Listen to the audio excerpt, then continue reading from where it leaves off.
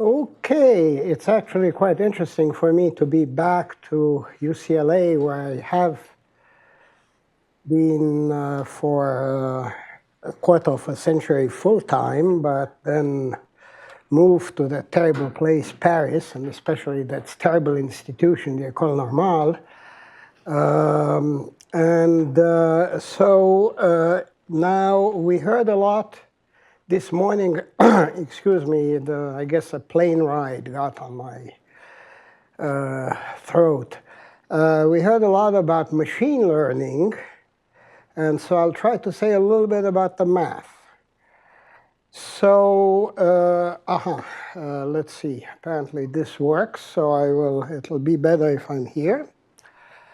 So, based on joint work with many students and colleagues, so great thanks. Most recently and importantly, some of these, actually people with whom I'm doing a little bit of AI these days are Freddy Boucher and some of you might know, and Juan Zhang, who just joined us in Paris from the Courant.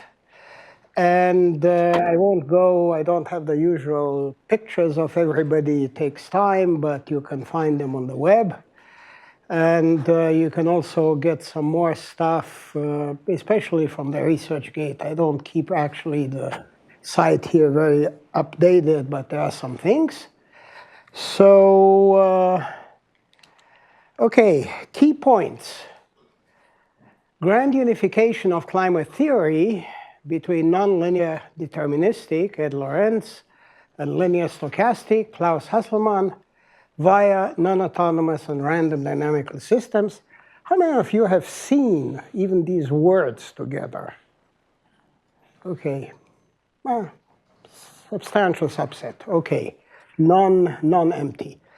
So, you know, when I was once invited, another colleague from UCLA is Lysan Young. She used to be in the math department. She's now at Courant. And she invited me once to a meeting of dynamical systems theoreticians in a very nice place in Italy. And I talked about this was a while ago. And she said, Michael, you have to understand that even dynamical systems theorists, I mean, there were some heavy-duty people there, you know, Robert Mackay and Lucarini and whatnot, don't quite understand this. So if you don't understand, ask, and I'm trying to do my best. And then I've been talking about this for a while, but this is sort of something pretty new. Global warming and global weirding. How many of you have read or heard about global weirding? Oh, good. Okay. So basically, when I show you the slide, I'm going to tell you where I first encountered this, but okay. So changes in mean and in variability, variance, extreme events, etc., likewise via NDS and RDS. Then I'm coming to the whole of AI, which is why I'm here. So I think that they're not going to solve all of our problems, and I don't even think that they have asked any interesting questions. Okay, but good emulators for database enhancement might be something quite useful. Okay, so this is the outline: intrinsic versus forced variability, multiple scales of motion, climate sensitivity, equilibrium and non-equilibrium, predictability. And then we go more specifically to time-dependent forcing, pullback, snapshot, and random attractors, and then the Lorentz convection model with random forcing, which in one of the papers that are also going to get listed on the last slide, we named LoRa for Lorentz random attractor, and the grand unification, and then climate applications. These are two other Lorentz models, 1984 and 1990, which this is really just a convection model. A lot of people outside meteorology think that it has something to do with meteorology, but only as a metaphor.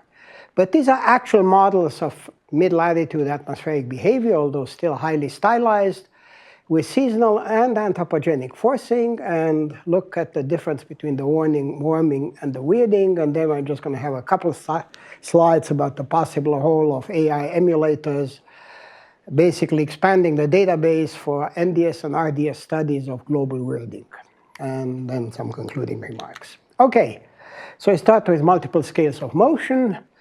Well, this is a figure that has been reproduced in many versions since, but originally it stems from a paper by Murray Mitchell. That's not John Mitchell, who's alive.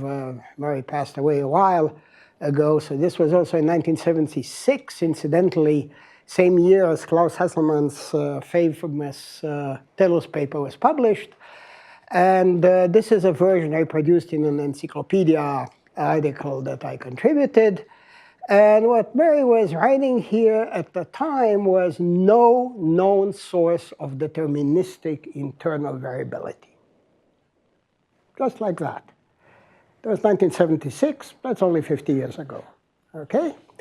So I was doing my thesis at Grant about that time, and well, so basically, what I see on this diagram is that there is most of the variance, the energy, whatever you want to call it, is in the continuous background. There are some lines which really stick out, which have to do with the rotation of the Earth around its axis and its revolution around the sun. And then there are sort of some bumps, which are not quite lines, but are not quite background either. And those in my book have to do with Hopf bifurcations in the system. Okay, each one of these is a phenomenon that can be seen through a hierarchy of models, first as a Hopf bifurcation and then as subsequent steps in a bifurcation tree. So there are many scales in, well, just quasi-biennial oscillation, interannual. This is what's used to be called intraseasonal. Now I saw Noah show a slide where he referred to S to S. Everybody knows what S to S is? Everybody. Well, in any case, it's subseasonal to seasonal. Okay, this was shorter. And then interdecadal, centennial, etc., quaternary glaciation cycles, etc. Okay. But deterministic chaos doesn't explain all. There are many other sources of irregularity. So this is about the continuity of the wave spectrum, okay, in the atmosphere. I don't want to go into the theory of the turbulent cascades in 2 dimensions and in 3 dimensions and so on, but it's pretty full. So in the ocean, there's a little bit of a gap, but not that serious. All space and time scales are active, and they all contribute to forecasting uncertainties. Still, one can imagine that the longest and slowest scales contribute most to the longest term forecasts. And yet, fully developed turbulence, obviously one such additional source of irregularity and uncertainty. Okay, so this is just about the same thing in the ocean. This, instead of showing spectra, shows some actual features. If you don't recognize it, this is the east coast of the United States. And this is the Gulf Stream that detaches at Cape Hatteras, and these are some meanders and cutoff eddies. And they've been called in the ocean mesoscale eddies because the oceanographers at that time didn't know enough meteorology. So they're very respectable people in Cambridge, Massachusetts, one at Harvard, the other one at MIT. And they are about 100 kilometers in diameter versus 1,000 kilometers of a so-called synoptic eddy, in the atmosphere.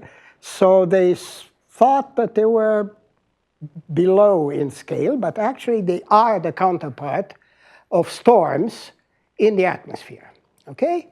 So this is based on sea surface temperatures from satellite infrared data, okay?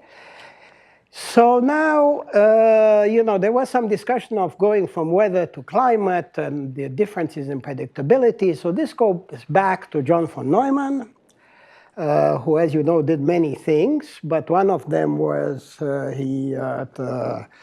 actually, I forget who was showing that famous diagram of Louis Fry Richardson, which actually was never done by him, but anyhow, so he basically organized the first one-day forecast based on some partial differential equations. And after that, shortly before his untimely passing, he took the initiative of meeting at the Institute for Advanced Studies, which was only published, the procedure only published a couple of years later, edited by Richard Pfeffer, and this is essentially what he said. The initial value problem, so the one that he and Charney and Fjordhoft first solved in '48, is numerical weather prediction. That's the easiest one.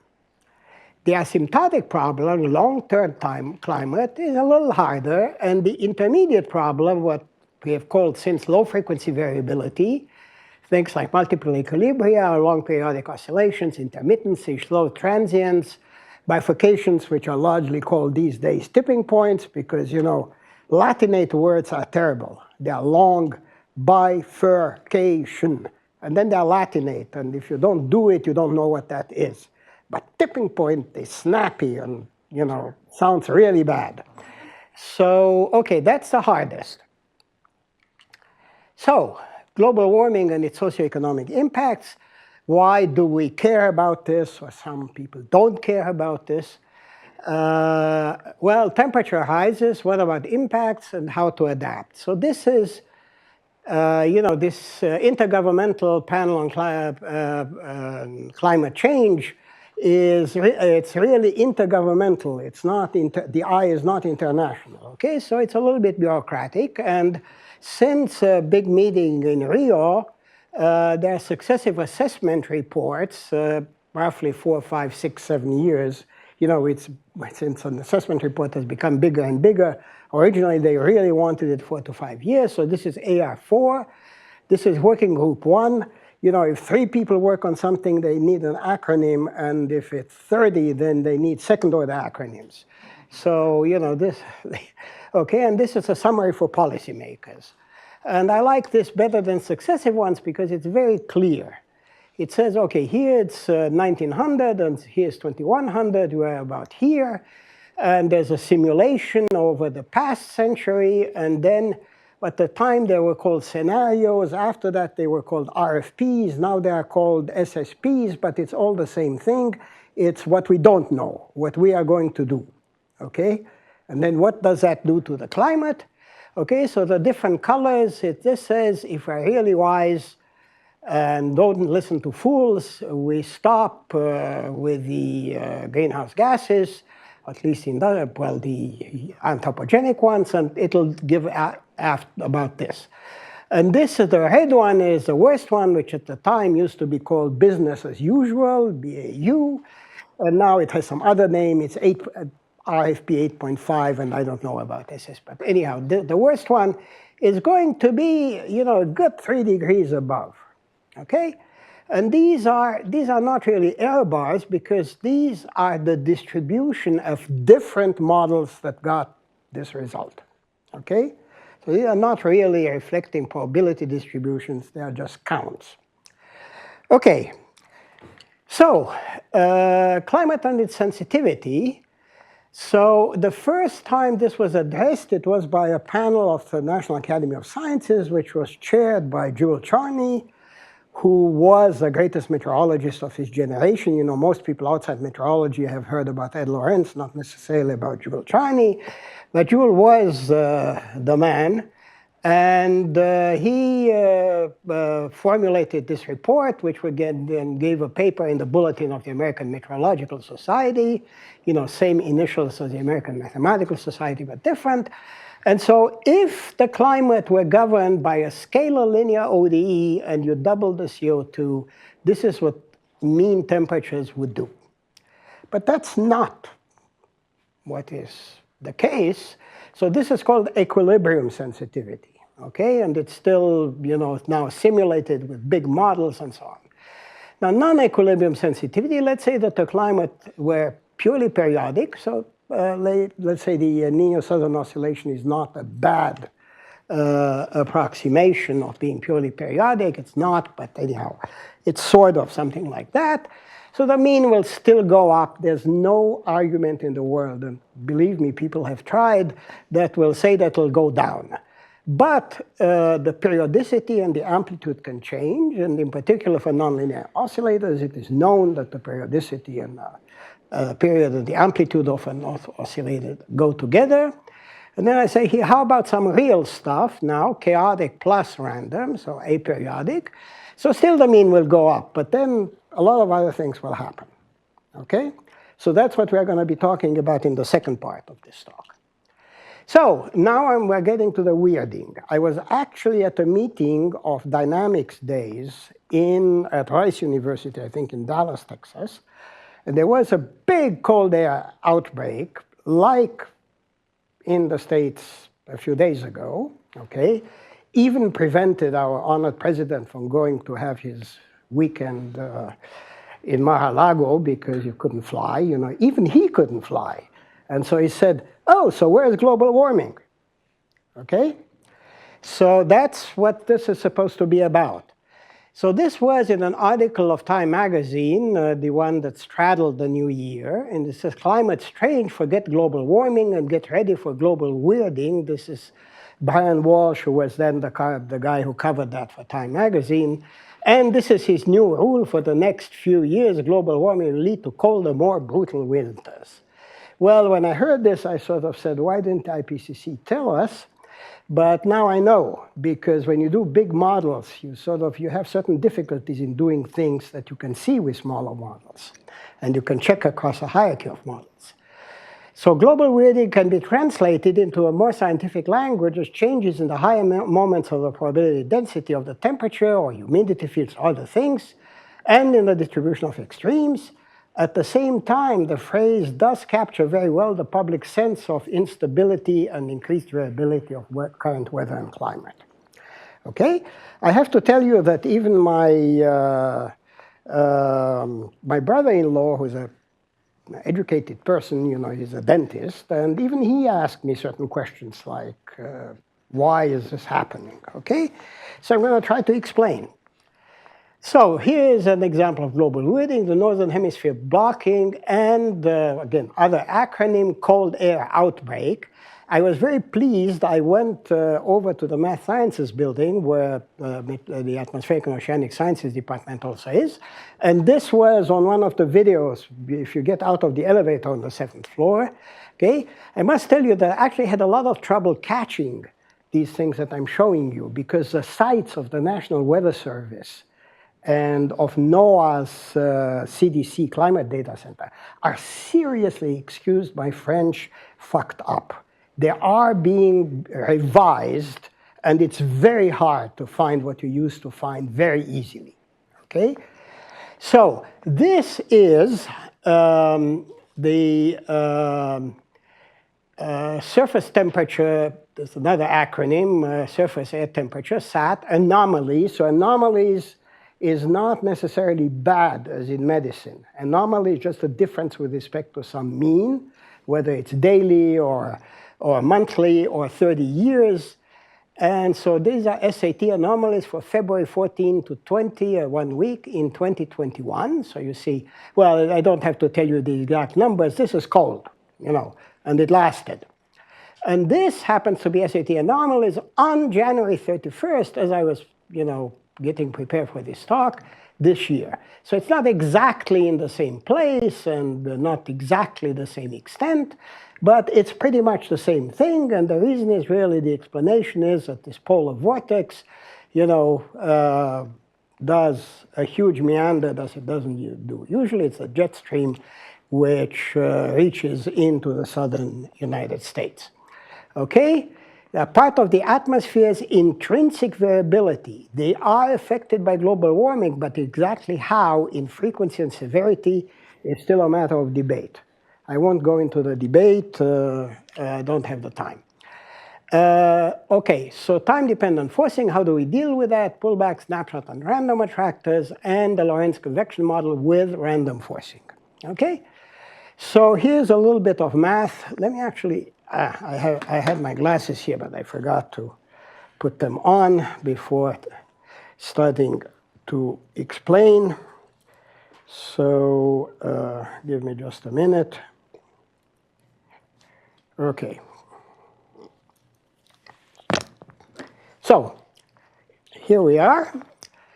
So this is for physically open open versus closed system, things like fluxes of mass, momentum, and energy between the system and its surroundings are present or not, or to different degrees. The mathematical framework of non-autonomous dynamical systems is appropriate for such systems. So it started with Q-product flows, on which George Sell was working already in the 60s. So basically, you have an x dot, which is a function of x and q itself is only a function of itself, okay? And so x is in Rd, q is in Rn, with q the driving force for x. And then there's another formulation which goes back to, actually I should have added here, Crowell, Flanderly, and Ludwig Arnold. Both Hans Crowell and Franco Flanderly are postdocs of Ludwig Arnold, no relationship to VI, who wrote a paper on this stuff. Or snapshot, there's in the physical literature something that is trying to discuss the same phenomenon due to a group at the University of Maryland, Chelsea Gray-Bogie, now in Britain, and Ed Ott. And here you have a stochastic differential equation, W2 sub T Brownian motion, and well, this is my shorthand for what Einstein did in 1905 with Brownian motion, okay? So dt is proportional to dw squared. So that's why you need to write separate kinds of d's here and here. More generally, studying explicit time dependence in forcing over coefficients requires this framework. The term non-autonomous used both in the deterministic case and for a unified perspective on the deterministic and the random case. Essentially, it's interesting that the random case was done first. Okay, well, Q-product flows were done even before that, but was done first because it's even more imperative, obviously. So the commonality between the two cases is the independence and the semigroup property of the driving force, whether you denote it by Q or by W. Okay, so the semigroup property just means that to go from here to there, it's just as well to go from here to there and from there to over there. Okay, so it's called here the cycle property or something else, but it's the same idea. So likewise, pullback attractor is used both for the deterministic and the random case, while in the latter case one uses more specifically the phrase random attractor. Okay, so to give you an idea, much of the theoretical work on the intrinsic variability of the Earth's climate and its subsystem has been done with time-independent forcing to address the effects of climate change on the intrinsic variability of subsystems and the system as a whole. One has to examine time-dependent forcing, both natural and anthropogenic. So natural is things like subgroup scale clouds, microscale, stuff like that. And it tends to be also more random, and anthropogenic is what we're doing. So the proper framework for doing so is the theory that I'm talking about. The simplest case, that of scalar linear ODE with deterministic linear forcing. So the pullback attractor. So what's wrong with the autonomous concept? Well, this thing, if sigma is 0, then that just says x decays to 0. But if it keeps growing, there's really no well-defined limit, okay? Go to infinity. However, if you are at the time of observation here, okay, and you pull back over here, and you let it rip, then it converges, and it converges more and more the more you draw back. Let me just show you a little video of that. Okay.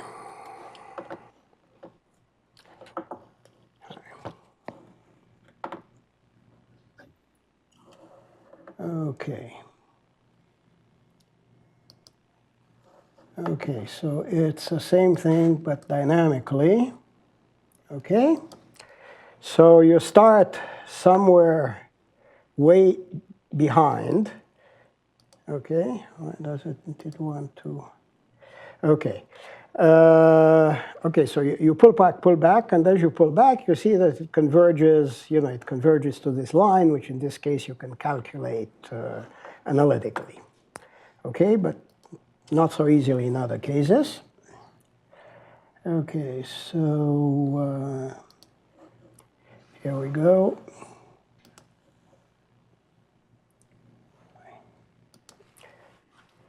Okay, So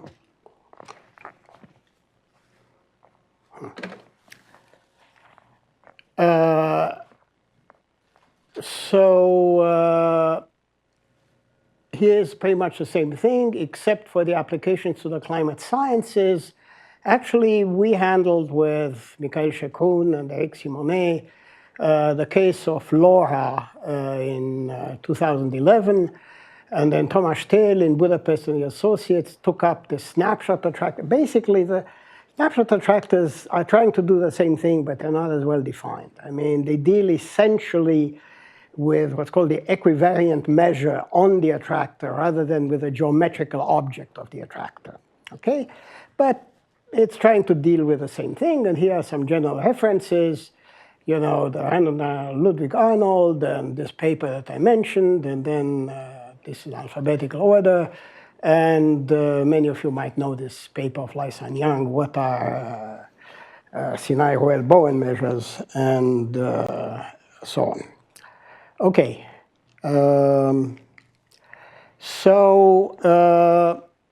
What happens now? So this is the pullback attractor. This is no longer just linear growth of the forcing.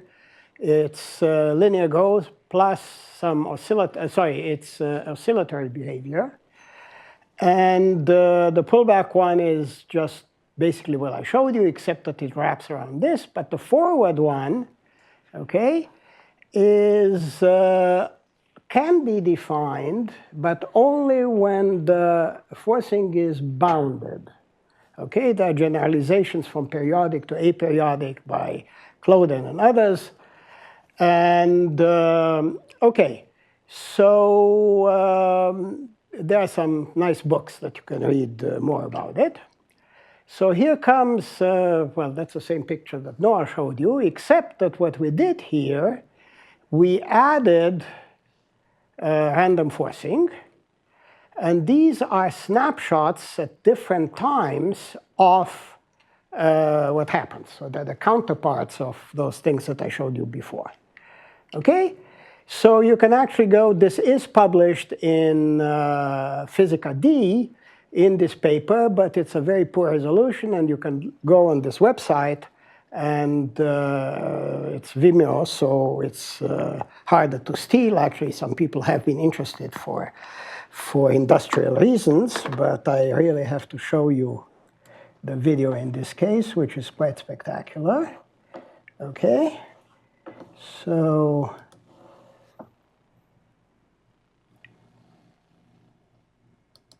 no, sorry, this is not. Where is it? Okay, here it is. Okay. Now, look at this. It's really quite different from what you'd think. I used to think if you have the additive noise, I mean, Yuri Kiefer did a paper on that, you know, that it just gets thicker.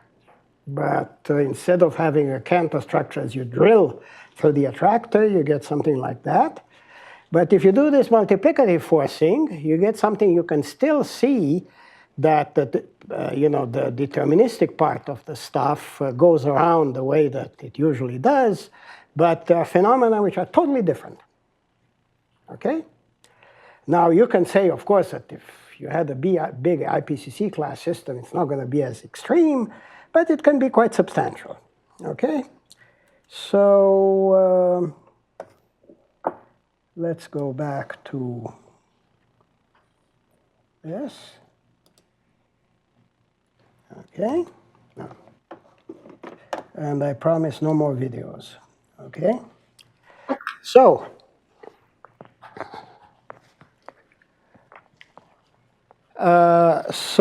the grand unification comes from a report of the European Geosciences Union when I got the highest award of that thing and gave a talk.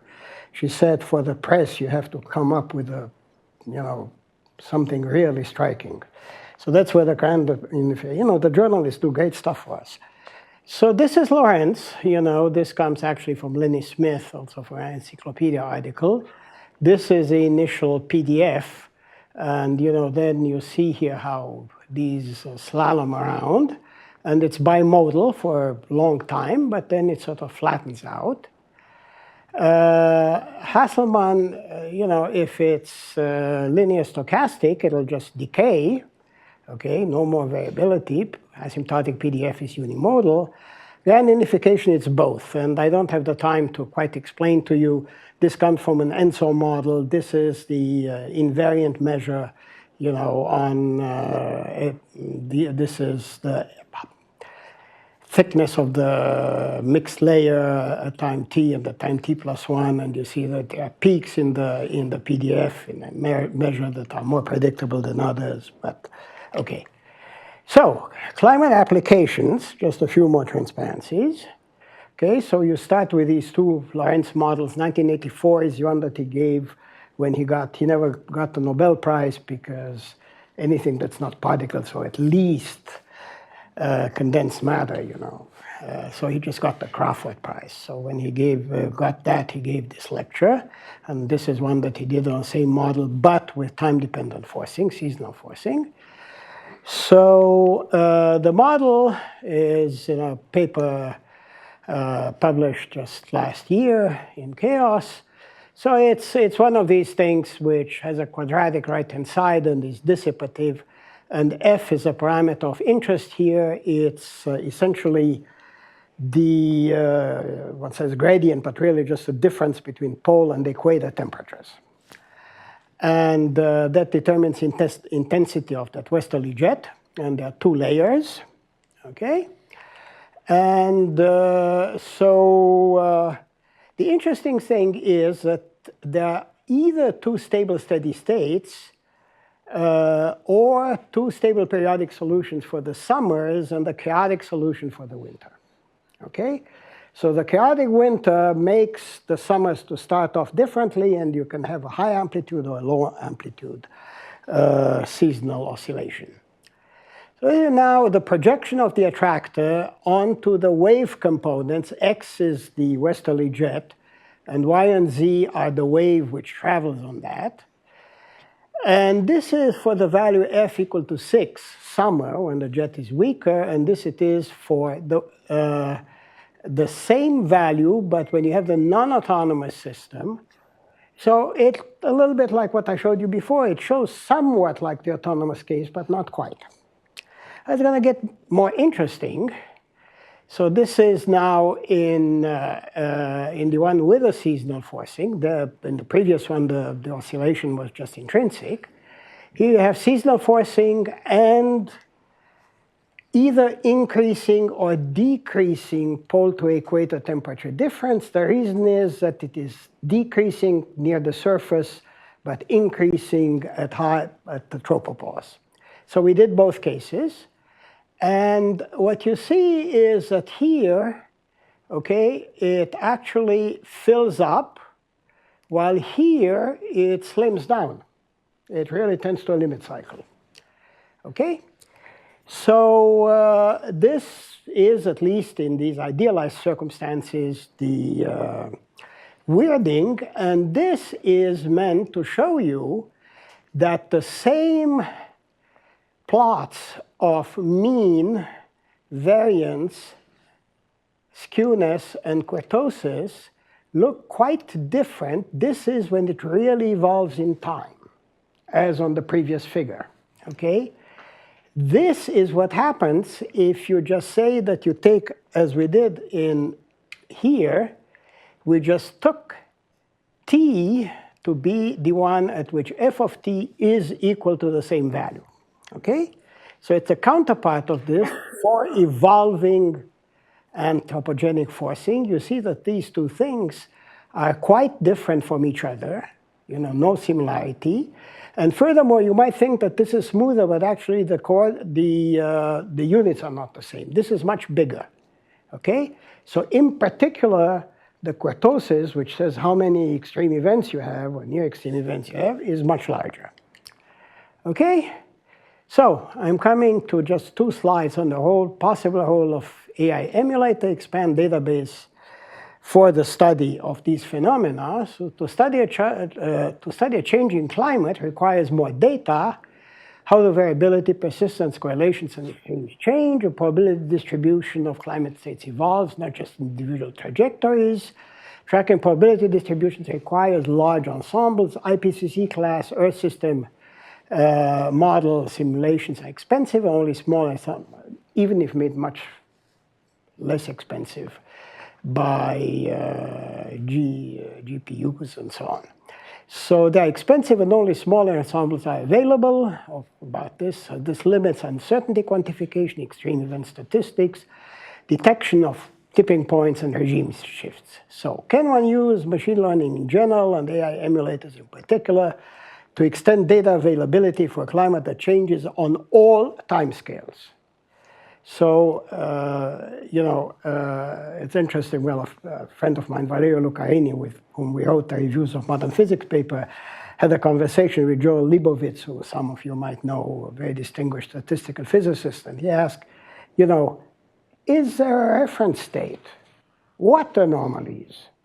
Okay? Changes all the time. So to extend it for a climate that changes all time scales looks promising, see next slide, but needs to be tested. So for all the wonders of machine learning and so on, I just took one figure out of this review paper, which says, you can, it's in the paper. You can, yes, I can do it, each one of these data simulation, whatever. Okay? So, concluding remarks. This framework represents a change of paradigm from closed autonomous systems to open non-autonomous ones. This paradigm permits grand unification of climate theories. We use the L63 model plus random forcing to illustrate it, global warming plus global weighting, change in mean and variability, okay? We used the L84 plus L90 plus seasonal greenhouse gas forcing to illustrate it. The above needs, obviously, further confirmation with higher steps of the hierarchy of models, intermediate and IPCC class models, plus observations, proxies from the past, reanalysis, etc., AI emulators, promise to be verified, and I'll just leave you with some of the references. Thank you very much.